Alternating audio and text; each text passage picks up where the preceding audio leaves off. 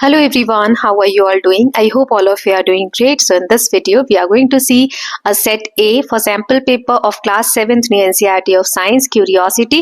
Class 7 की जो science की बुक है उसके लिए एक सैम्पल पेपर मैंने बनाया है. ये सेट A है और भी सेट्स इसके आएंगे. आपके जो पीरियोडिक टेस्ट फर्स्ट सेकेंड होने वाला है उसके लिए सैम्पल पेपर्स है. Okay, I hope these sample papers are helping you in your preparation for your examination. सभी लिंक्स डिस्क्रिप्शन बॉक्स में है, वहां से आप सभी चैप्टर्स की वीडियोस देख सकते हैं और सभी सैम्पल पेपर्स की वीडियोस. और दूसरे चैनल पे भी सारे वीडियोस जो हैं वो अपलोड है कल्याण टीवी पे, तो वहां पर भी जाकर आप देख सकते हैं. Okay, so I hope all of you are enjoying and solving all these papers with me. So let us just start with this sample paper. तो सबसे पहले हम गो थ्रू करेंगे पूरे पेपर को. जैसा कि मैं हमेशा बताती हूँ आपको, जब भी पेपर आए तो सबसे पहले देखना है किस सेक्शन में क्या दिया हुआ है, अच्छे से रीड करना है. देन यू विल डिसाइड कि कहाँ से शुरुआत करनी है. ओके, डरना नहीं है. कोई क्वेश्चन नहीं आता है तो एक बार आप उसको रीड करिए, जहां से आता है जो सबसे अच्छे से आता है उससे शुरुआत करनी है. टाइम मैनेजमेंट पे ध्यान देना है, जो कि एक क्वेश्चन अगर मान लो अच्छा आता है उसमें ज्यादा टाइम नहीं देना, ताकि आगे जाकर आपका टाइम सेव हो. लास्ट में रिविजन के लिए टाइम बचाना है. हैंड राइटिंग अच्छी रखनी है. Okay, so let us just see the sample paper. Here you can see 40 marks का पेपर है, 90 मिनट्स का टाइमिंग रहेगा, मतलब 1.5 घंटे का टाइम रहेगा.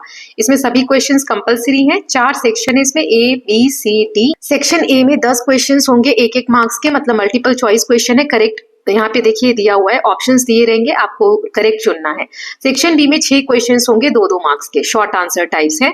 सेक्शन सी लॉन्ग आंसर रहेंगे, 2 ही लिखने हैं आपको, 5-5 मार्क्स के हैं. इसमें थोड़े अच्छे से आंसर लिखना है, डायग्राम्स वगैरह बनाने हैं.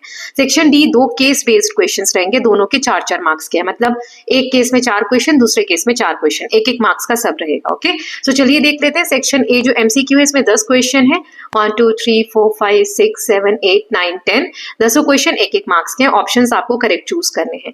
सेक्शन बी में आप देख सकते हैं 6 क्वेश्चंस हैं 11 से 16 तक, 2-2 मार्क्स में आपको यहाँ पर आंसर लिखने हैं. Section C long answer type question है, 5-5 मार्क्स के 2 क्वेश्चन है, 17 एंड 18. सेक्शन डी जो हमारा केस बेस्ड है, इसमें पहला जो पैसेज है उसमें क्वेश्चन नंबर 19 के 4 पार्ट्स हैं. तो पहले पैसेज रीड करेंगे फिर आंसर करेंगे, और इसी में क्वेश्चन नंबर 2 है, इसका मतलब 20 है, पैसेज 2, तो पैसेज दिया हुआ है और यहाँ से ये 4 क्वेश्चन इसके आंसर करने हैं. ओके, ऐसे ही आप रीड करेंगे और देखेंगे कि कौन सा सेक्शन आपको सबसे सही लग रहा है. तो अभी हम एमसीक्यू के साथ स्टार्ट करते हैं. 5 क्वेश्चंस देख रहे हैं. पहले, heat transfer by direct contact is known as, जिसमें डायरेक्टली कांटेक्ट होके किसी चीज को टच करके, किसी चीज में टच होकर अगर हीट ट्रांसफर हो रही है उसे हम क्या कहते हैं? रेडिएशन, कन्वेक्शन, कंडक्शन या आइसोलेशन. ऐसा यूनिट स्पीड की क्या है? मीटर पर सेकेंड, किलोग्राम पर मीटर क्यूब, एन, या फिर मीटर स्क्वायर पर second square. The part of digestive system where absorption of nutrients take place. Nutrients का absorption कहाँ होता है? स्टमक में, स्मॉल इंटेस्टाइन में, लार्ज इंटेस्टाइन में, लिवर में. इन photosynthesis the gas release is, कौन सा गैस रिलीज होती है? कार्बन डाइऑक्साइड, ऑक्सीजन, नाइट्रोजन या helium. Which of the following animals is a ruminant? इनमें से कौन सा रूमिनेंट है? डॉग, कैट, काउ या क्रोकोडाइल. इन 5 के आंसर देखते हैं, फिर नेक्स्ट 5 क्वेश्चंस देखेंगे. सो सबसे पहले जिसमें डायरेक्ट कांटेक्ट से हीट ट्रांसफर होती है उसे हम कंडक्शन कहते हैं. तो फर्स्ट का आंसर हो गया हमारा सी, conduction.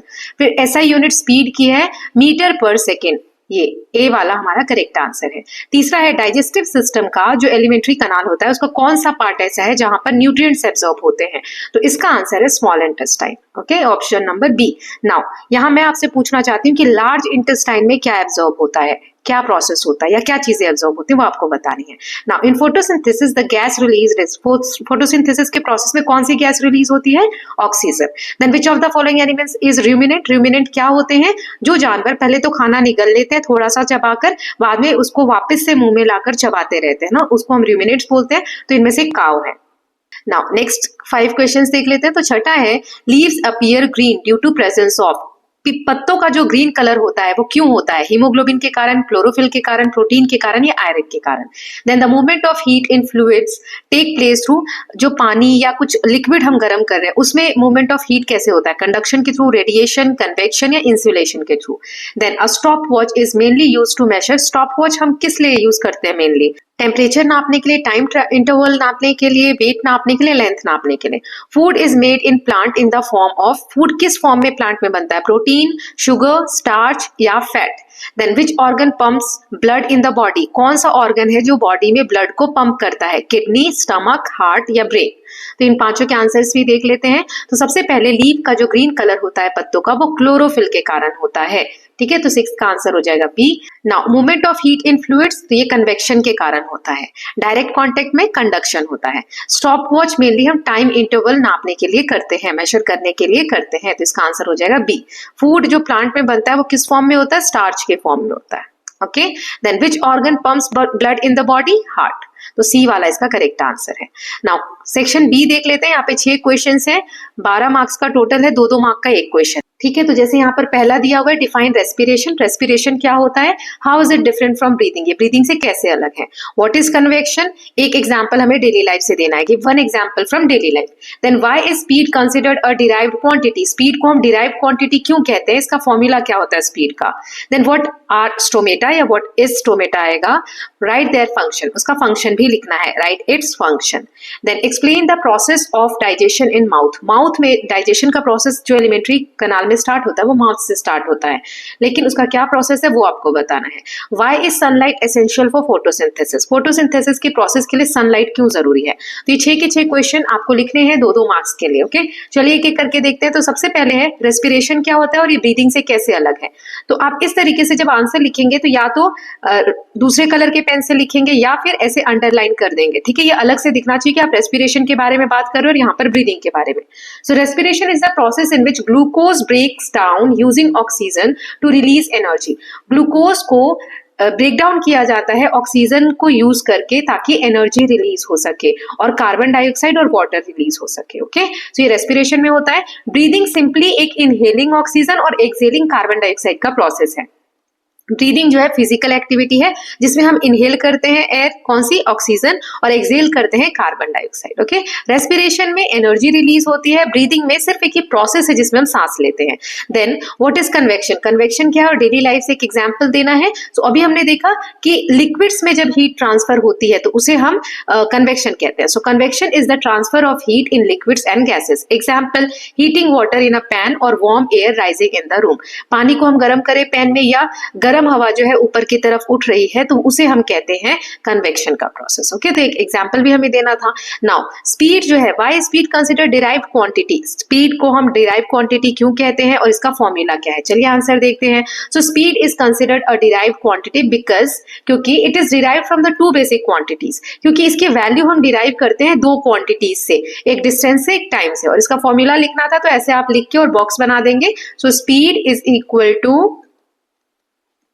distance divided by time. Now next is stomata क्या होता है और इसका फंक्शन क्या है? So stomata are tiny pores present mostly on the underside of the leaves. पत्तों के नीचे की साइड छोटे छोटे पोर्स होते हैं, उसे हम स्टोमेटा कहते हैं। इनका फंक्शन क्या है? ये एक्सचेंज करने में हेल्प करते हैं। क्या एक्सचेंज करने में? गैसेस को, ऑक्सीजन एंड कार्बन डाइऑक्साइड को एंड वाटर वेपर को। Okay, so they help in exchange of gases, oxygen and carbon dioxide. Now next is explain the process of digestion in mouth. Mouth में क्या digestion का process है? 2 marks के लिए लिखना है। So in the mouth food is broken down into smaller pieces by teeth, chewing and mixed with saliva. देखो mouth में क्या होता है? खाने को हम छोटे छोटे टुकड़ों में, स्मॉलर पीसेस में तोड़ते हैं दांत की मदद से। प्रोसेस को क्या बोलते हैं? च्यूइंग, चबाकर, और फिर उसको सलाइवा, लार जो होती है मुंह में, उसके साथ मिक्स करते हैं। Which contain enzyme. इस सलाइवा में क्या होता है? एंजाइम होता है that start digestion of starch into sugar. यहाँ पर फिर डाइजेशन का प्रोसेस स्टार्ट करते हैं। ये एंजाइम्स क्या करते हैं? स्टार्च जो होता है खाने में उसको शुगर में कन्वर्ट कर देते हैं। इसका एग्जाम्पल भी आप लिख सकते हैं, जैसे कि हमने देखा था कि रोटी वो मीठी लगने लगती है अगर हम थोड़ी देर बाद उसको चबाते रहते हैं तो, है ना। Then next is why is sunlight essential for photosynthesis. Photosynthesis के प्रोसेस में सनलाइट क्यों जरूरी है? So sunlight is essential for photosynthesis because it provides energy. Sunlight से एनर्जी मिलती है नीडेड बाय क्लोरोफिल, जो कि क्लोरोफिल को चाहिए। किस चीज के लिए चाहिए क्लोरोफिल को एनर्जी? सनलाइट से, to convert water and carbon dioxide into glucose and oxygen, ताकि वाटर और कार्बन डाइऑक्साइड को क्लोरोफिल चेंज कर सके। किस चीज में चेंज कर सके? ग्लूकोज में और ऑक्सीजन में। ओके, नाउ नेक्स्ट देख लेते हैं सेक्शन नंबर सी। यहाँ 2 ही क्वेश्चन है बेटा, 5-5 मार्क्स के हैं। इसमें आपको डायग्राम्स वगैरह बनाने और अच्छे से जो थोड़ा बड़ा इसको लिखना है। जैसे explain the process of photosynthesis with the help of a neat label diagram, diagram भी बनाना है और फोटोसिंथेसिस के प्रोसेस को एक्सप्लेन करना है। And also right the word equation, और इक्वेशन भी लिखकर बतानी है। ओके, देन 18th है describe the journey of food through the human digestive system, name main organs involve. Food की जो जर्नी होती है वो आपको बताना है ह्यूमन डाइजेस्टिव सिस्टम में, और जो जो ऑर्गन्स इन्वॉल्व होते हैं वो आपको बनाना है। यहाँ पर आप डायग्राम भी बना सकते हैं और इनके नेम्स भी बताने। ओके, तो चलिए पहले 17th देख लेते हैं। सो प्रोसेस बताना है फोटोसिंथेसिस का। So explanation of photosynthesis, photosynthesis is the process by which green plants make their own food. इसमें ग्रीन प्लांट इस प्रोसेस में अपना खुद का खाना बनाते हैं using carbon dioxide and water, carbon dioxide और वाटर का यूज करके, in the presence of sunlight and chlorophyll, sunlight और क्लोरोफिल की प्रेजेंस में खाना बनाते हैं with the help of carbon dioxide and water. So ये हो गया फोटोसिंथेसिस का process. Neat and label diagram बनाना था। सो इस तरीके से डायग्राम बना सकते हैं, कैसे ये वाटर है, मिनरल है, ये रूट्स ले जाते हैं, कार्बन डाइऑक्साइड लीव्स लेती है और बदले में हमें ऑक्सीजन मिलता है, यहाँ पे सनलाइट प्रेजेंस है, राइट, और ग्लूकोज फॉर्म होता है।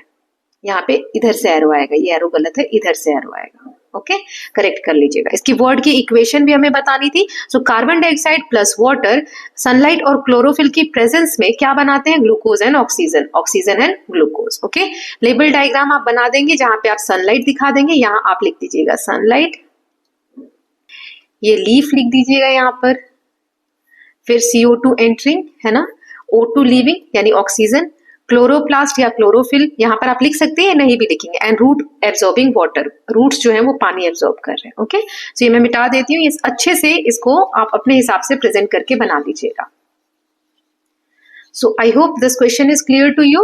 Now next question देख लेते हैं, क्वेश्चन नंबर 18, जिसमें हमें डाइजेस्टिव सिस्टम के बारे में बताना था, पूरी जर्नी बतानी थी फूड की through human digestive system, and name main organs through it. So the food passes through the following organs in digestive system.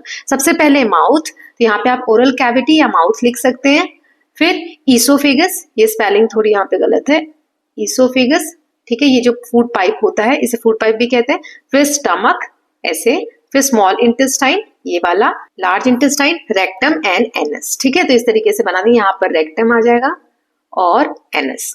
So explanation, हमें प्रोसेस बताना भी है।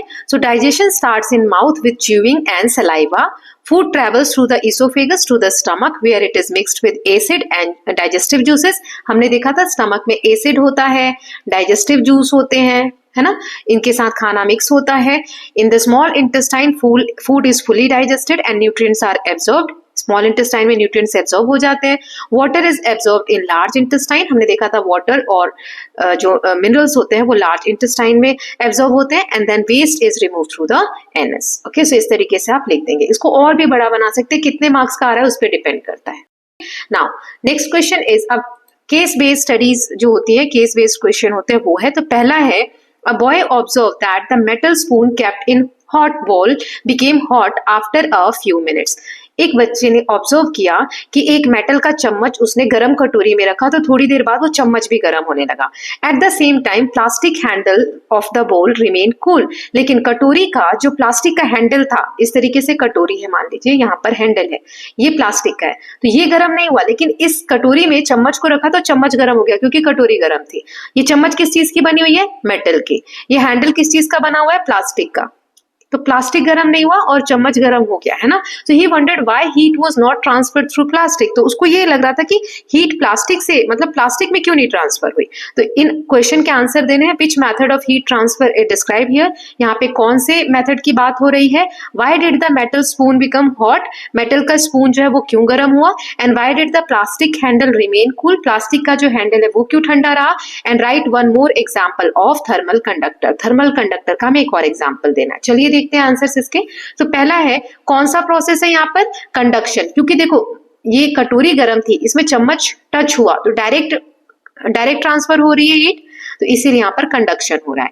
मेटल स्पून क्यों गर्म हुई? Metal is good conductor of heat, ये conduct करते हैं हीट को, so heat travels through it. Then plastic conductor नहीं है, इंसुलेटर है, इसीलिए हीट यहाँ से पास नहीं हुई और वो ठंडा रहा। Then write one more example of thermal conductor, copper, iron, aluminium, कोई सा भी आप एक लिख सकते हैं, इनसे भी हीट जो है ट्रांसफर होती है। ओके, नाउ सेकेंड वाला केस देख लेते हैं। So Riya placed a potted plant in sunlight and another in total darkness।